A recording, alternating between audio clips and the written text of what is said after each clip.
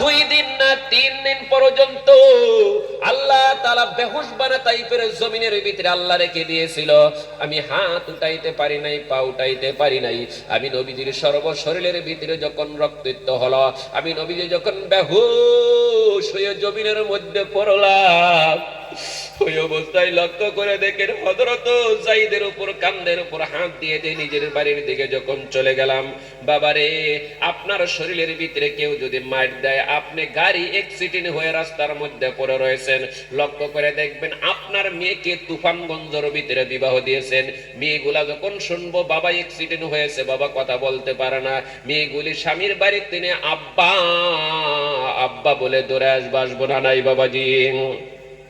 ছেলেদের চোখের পানি বাহির হইতেও পারে, না হইতেও পারে। সমস্ত ছেলেরা বাবার দিকে তাকায় থাকবো, কিন্তু চোখের পানি বাহির হইতেও পারে, না হইতেও পারে। মেয়েকে বিবাহ দিয়েছেন তুফানগঞ্জের ভিতরে, পাগলিনী হয়ে আব্বা আব্বা বলে যখন দৌড়ায় আসবে।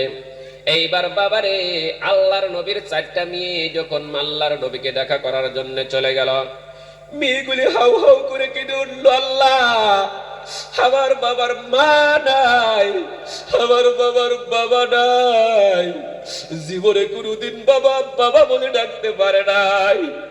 আল্লাহর নবীকে গর্বিথি বাবা দুনিয়ায় তিনি চলে গিয়েছিল। আল্লাহর নবীর মেয়েগুলা যখন কান্দা শুরু করে দিল, আল্লাহ আমার বাবাকে তাইফের ছেলেরা এত মার দিলেন, একটা কি মায়া হলো না? যার মা নাই বাবা নাই, 3 সন্তানকে মারি দিল।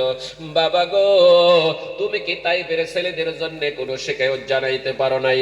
তুমি কি তাইফের ছেলেদের জন্য কোনো বরদোয়া মেরে দিতে পারো নাই? আল্লাহর নবী বলছে, মা মা মা শোনো রে, আমি যদি তাইফের ছেলেদের জন্য কোনো বরদোয়া মেরে দিতাম, আবার আল্লাহ তাইফের ছেলেদেরকে দুনিয়ায় তিনি টুকরা টুকরা করে দিত।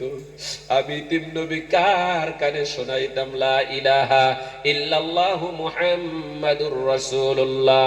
এবার দেখেন 3টি মেয়ে ঘর থেকে বাইরে হয়ে চলে গেল। বিশ্বাস করে দেখবেন, আপনার ঘরের ভিতরে যদি 4টা মেয়ে থাকে, ছোট্ট মেয়েগুলা বেশি বাবার প্রেমিকা হয়, হয় না নাই বাবাজি?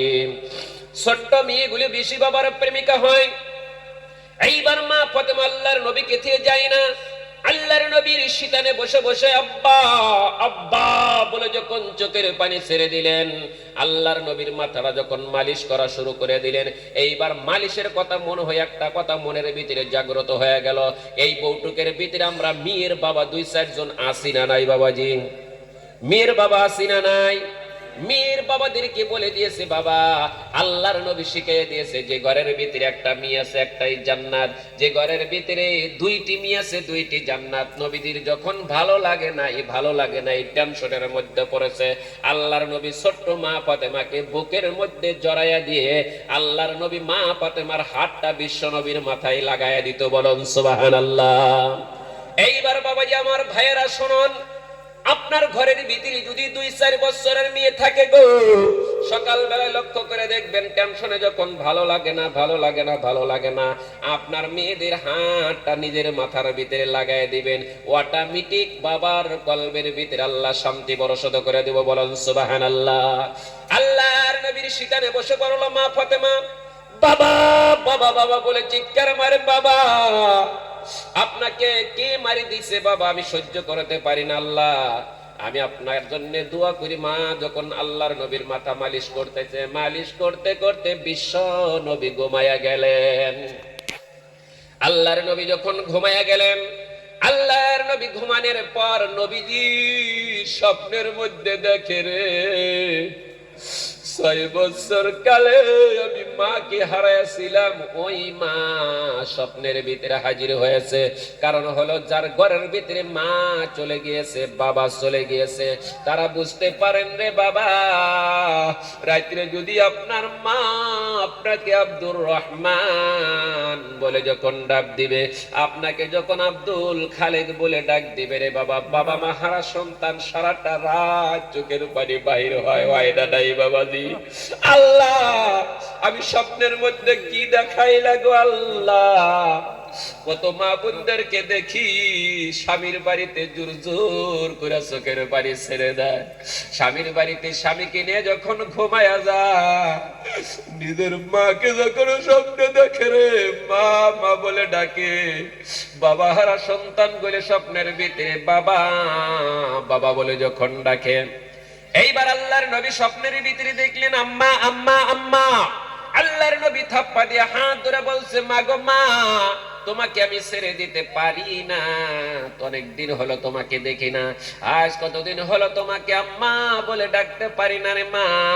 আল্লাহর নবী যখন ওই মার হাত থাপ্পা দিয়ে ধরলো, আল্লাহর নবী ঘুমের দিনে চমকা উঠে দেখেন মাকে দেখলাম, মা কোথায় গেল, মাকে দেখলাম মা নাই। আমার বাবা যদি রাত্রে স্বপ্নের ভিতরে আমার সঙ্গে দিদার করে, রাত্রে কি ভাই আমাদের ঘুম ধরবো কি? আল্লাহর নবী কামতে কামতে চোখের মধ্যে পানি বাহির হয়ে গেল।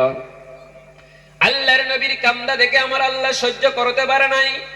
হযরত জিবরাইলকে বলা হলো, জিবরাইল চলে যাও চলে যাও, আমার হাবিবের কানের মধ্যে দিয়ে শোনাইয়া দাও, আমার হাবিবকে যা বলো, আমার হাবিব আর জানি চোখের পানি ছেড়ে দেয় না, যদি চোখের পানি ছেড়ে দেয় আমার আল্লাহ সহ্য করতে পারে না। জিবরাইল এসে বলে, ইয়া রাসূলুল্লাহ ইয়া রাসূলুল্লাহ, আপনি কেন চোখের পানি বাইরে করে দিয়েছেন? হুজুর, আপনার চোখের পানি দেখে আমার আল্লাহ সহ্য করতে পারে নাই। আল্লাহর নবী বলতেছেন, জিবরাইল শোনো শোনো শোনো, আমি জীবনে কোনদিন আব্বাকে আব্বা বলে ডাকতে পারি নাই। বাবা আমাকে গর্ভে দিয়ে বাবা 6 মাস কালে বাবা দুনিয়ায় ফিরে বিদায় হয়ে গেল। আমি মার হাত ধরে ধরে বাবার কবর জিয়ারত করতে গেতাম, বাবা আমার সঙ্গে আমি ঘুরতাম। আজকে আমার মাও যখন চলে গেল, আমি মোহাম্মদ একা, কাউ মাও নাই।